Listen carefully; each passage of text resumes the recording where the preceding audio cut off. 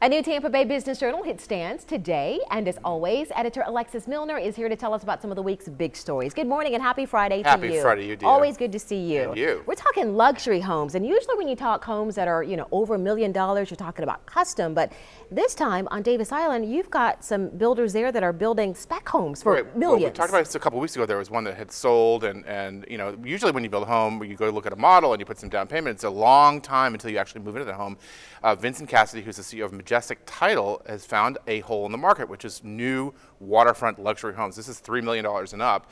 And he's not doing 4 or 5 at a time, he's doing a couple, but he's raising 20% of the cost ahead and then finding construction loans to fill in the rest. These are, have some really nice amenities, showers with 3 heads and wine cellars that can facilitate 300 bottles. A risky move basically for builders. It is, although it's not risky if the demand is there. And what he's finding, and this is good news about the overall economy and sort of why we care, is that there is some ability to take some risk. And so, this is the high end of the market, but it's a sign that people are feeling more comfortable, especially in this situation, of sort of putting out the money and knowing that they're going to get a good investment, a good return on that investment. It's certainly a good thing for the city. Agreed, absolutely. People are spending money.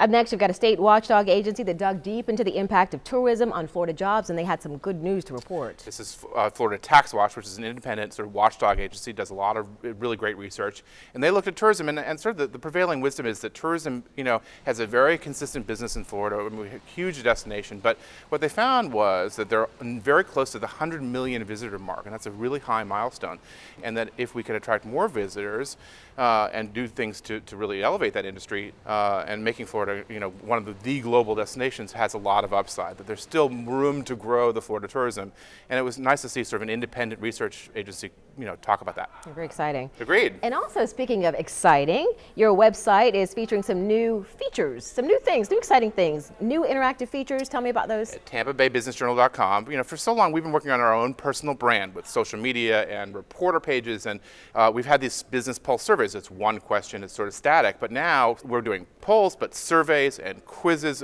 How much do you know about the Tampa Bay Bucks? Is it Florida or reality TV? I mean, it's just fun stuff. But increasingly, I think people have fun with this. They want to interact and create dialogue. And it's just a chance on our site for our audience to interact and engage. And sometimes it's going to be about stories that we're reporting on, and sometimes it's going to be, hey, what's on your DVR, or how's your health? Or I'm going to take a poll now. Yes, please. Go ahead. TampaBayBusinessJournal.com. Always good to see you, Alexis. For more Business Journal headlines, go to our website, abcactionnews.com/marketplace.